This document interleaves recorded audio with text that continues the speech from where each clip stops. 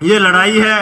हमारी जो भी ड्यूटी बनेगी, अगर आप इसको जिला वाइज और दूसरे जिलों में भी अगर आप आदेश करेंगे, जैसे भी अगर सरकार नहीं मानती, हरियाणा एसकेएम के साथी कुछ बैठे हैं, उसके अंदर रखकर भी इस जो डिमांड को हमें आगे डिस्ट्रिक्ट वाइज मैं बेनती करूंगा प्रधान जी से, जो भी यहाँ सारे के सारे साथी बैठे हैं, संचालक हैं इस आंदोलन के, अगर इसको अगर चाहते हैं कि हम आगे पूरे डिस्ट्रिक्टों में दूसरों में भी ले जाने की कोशिश करें तो और बेहतर होगा। उसमें आपके सहयोग की जरूरत है। जैसे भी कॉल दें, पूरे हरियाणा को बंद करना है या पूरे डीसी दफ्तरों पर धरना देना है, उसके लिए हम तैयार पर तैयार हैं। 4-5 डिस्ट्रिक्टों में पर वहां हमारी ड्यूटी लगाएं। इस तरफ तो आप बैठे ही हैं, ताकि हमारी आवाज हिसार तक ना रहकर दिल्ली या चंडीगढ़ तक जाए, इसके लिए भी हम तैयार पर तैयार हैं। बाकी जो भी ड्यूटी आप लगाएंगे वो पूर्ण तरीके से निभाएंगे और पूरे आंदोलन के अंदर निभाई हुई ड्यूटियां और जो आज आप अपने बच्चों की जिम्मेदारी निभा रहे हैं, सच जानना दिल गदगद हो जाता है कि हमारे बुजुर्ग हमारे लिए कितनी कुर्बानी देने के लिए तैयार हैं। पूरे आंदोलन के अंदर आप सबका जो भाईचारा पूरे देश के अंदर बना, वो सबसे बड़ी सफलता है आप लोगों की और हमारी। नहीं तो इस बीजेपी की सरकार ने, इस आरएसएस की सरकार ने, अडानी अंबानी की सरकार ने हमारे बीच में जो धार्मिक जातिवाद की भावनाएं पैदा की, इन्होंने एक दूसरे के साथ लड़ाने की कोशिश की, लेकिन कुदरत वाले ने आप धरती के ऊपर आकर इतना बड़ा आंदोलन करवाया और एक भाईचारा सभी 36 बरादरियों की एकता कायम की। इसके लिए परमात्मा का आप सब लोगों का धन्यवाद करना चाहूंगा। साथियों, 7 साल हुए सरकार को आए हुए। बीजेपी के लोग जितना झूठ बोल सके उतना झूठ बोला। 2014 के अंदर छाती पीट पीट कर बोलने वाला प्रधानमंत्री, स्वामीनाथन की रिपोर्ट लागू कर दूंगा, मुझे इस कुर्सी के ऊपर बैठा दो, सारा कर्जा माफ कर दूंगा, इस कुर्सी के ऊपर बैठा दो, हर एक को 15-15 लाख रुपए दे दूंगा, इस कुर्सी पर बैठा दो। लेकिन आप सब लोगों ने, पूरे देश के किसानों ने, पूरे देश की जनता ने इसकी बात को सुनकर सच मानकर गद्दी पर बैठा दिया। लेकिन इस माँ के पूत ने आज तक जिस चीज का बोला, एक बात भी पूरी इसने नहीं की।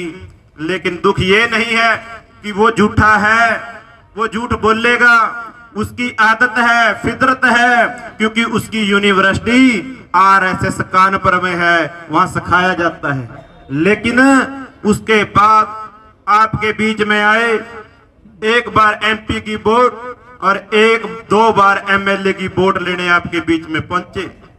लेकिन हमने फिर गलती करी। 2014 का मैनिफेस्टो, 2019 का मैनिफेस्टो हम भूल गए। अगर हम उस वक्त जाग जाते तो हमें 750 किसानों की सहायता ना देनी पड़ती।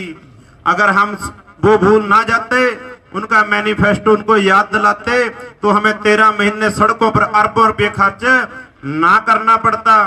लेकिन हम एकजुट ना होकर इन्होंने हमारा फायदा उठाया और इतनी राजनीतिक पार्टियां बनाई, परिवार तोड़ दिए, ना जाने क्या क्या इन्होंने धार्मिक भावनाएं भड़काई। आज भी ऐसे ही इलेक्शन होते हैं, किसी आर्थिक मुद्दे पे, किसी भी ऐसे सिस्टम के ऊपर जिससे हमारा दुनिया के अंदर सबसे कीमती अनाज पैदा करते हैं हम।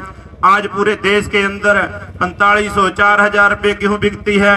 जो एक्सपोर्ट इंपोर्ट की नीतियां हैं, उसके ऊपर कोई विचार इन लोगों ने नहीं किया, उल्टा हमें खत्म करने की सोची है। मैं बता देना चाहता हूं साथियों, दुनिया का सबसे खूबसूरत अनाज हम इस देश में पैदा करते हैं और जिस धरती के ऊपर हम बैठे हैं, यूरोप, एशिया की वो धरती है जिसका यहाँ से पूरे का पूरा ट्रांसपोर्ट सिस्टम पूरी दुनिया को जाना जाएगा। इसके लिए बड़े बड़े रोड बनाने जा रहे हैं। जो कानून बनाए थे वो कानून सिर्फ एक ही लाइन थी, पूरे अडानी अंबानी जैसे कॉरपोरेट घरानों को कम रेट पर जमीन देकर और उस जमीन के ऊपर कम रेट में, कम से कम रेट में आपके बच्चों को मजदूर बनाने वाला कानून था। लेकिन वो आपने चलने नहीं दिया। मैं बता देना चाहता हूं, पूरे लोग जो खाना खाते हैं, जो हम पेट में डालते हैं, वो हमारे खेत में पैदा होता है, फैक्ट्री के अंदर डब्बों के अंदर बंद किया जाता है। इसकी कीमत बहुत है, इसका बड़ा बहुत भारी इसके अंदर मुनाफा है, लेकिन ये सरकार मुनाफा हमें नहीं देना चाहती।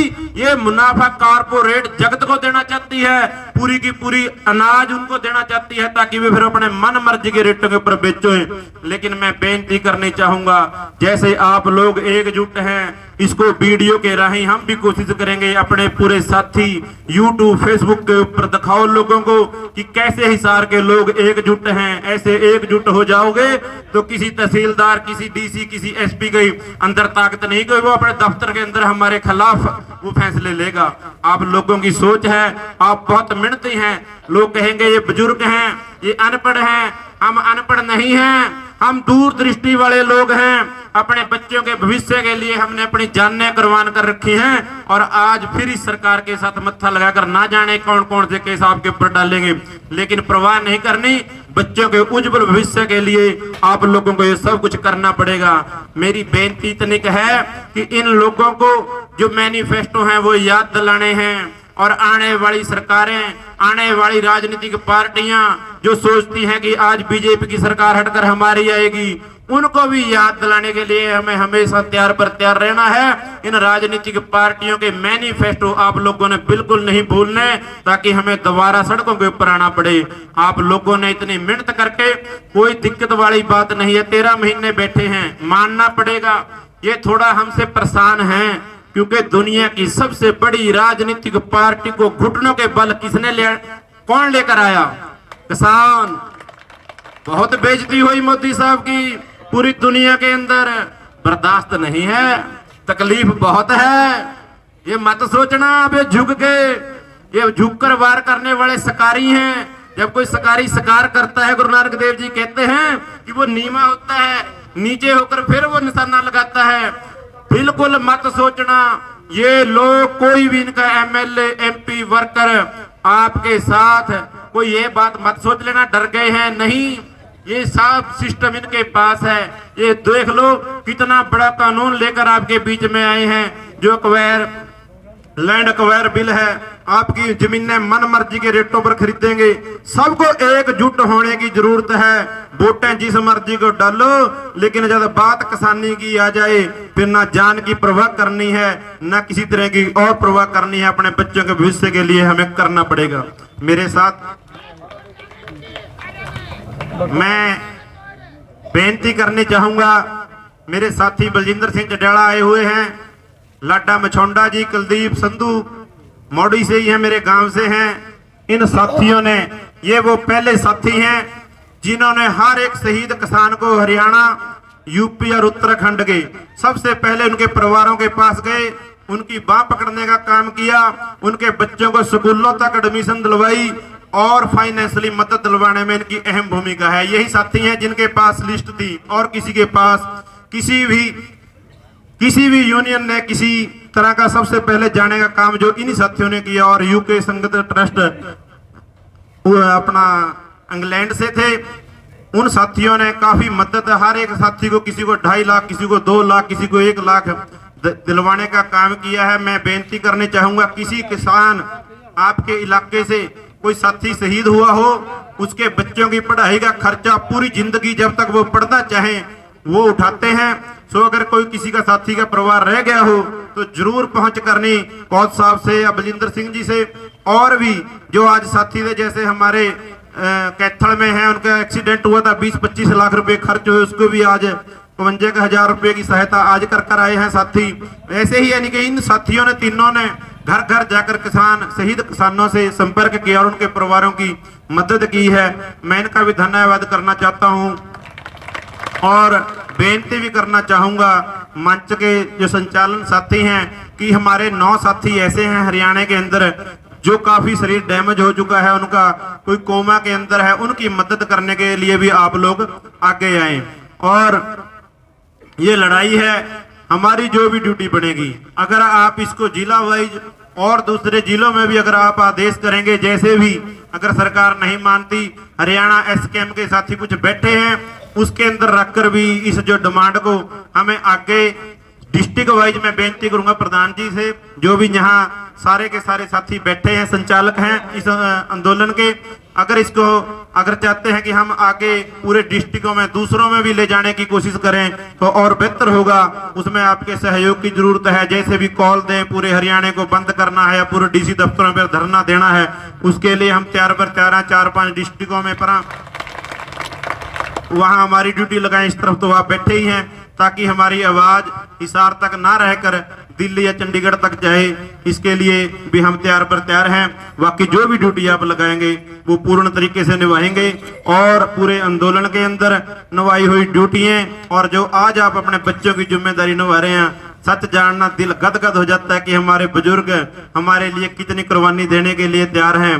फिर और जो साथी हैं हमारे, जब कोई जंग लगती है ना देश की, तो वहां फिर रागणियां सुनाई जाती हैं ताकि जोश पैदा हो। खून है, इस खून के अंदर बहुत कुछ है।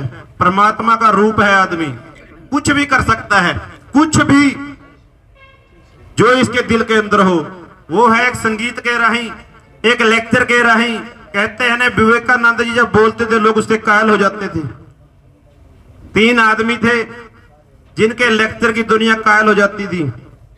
स्वामी विवेकानंद जी, इंदिरा गांधी इस देश की प्रधानमंत्री और एक भिंडरा वाले संत थे, उन्हीं के हो जाते थे लोग।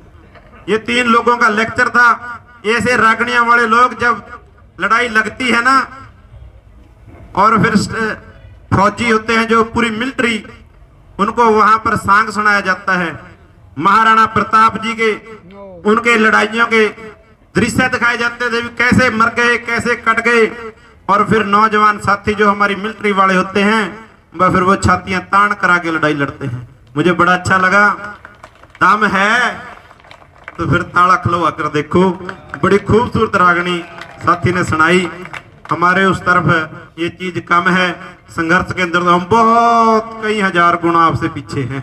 आप लोगों से बहुत कुछ सीखा, बहुत कुछ है प्रधान जी से सीखने को मिला और आगे भी सीखने को मिलता रहेगा। सो इतनी की बेनती प्रवान करना, कोई अल्फाज गलत या किसी की शान के खिलाफ निकल गया हो, अपना बच्चा साथी समझकर माफ करना। वाहिगुरु जी का खालसा, वाहिगुरु जी की फतेह।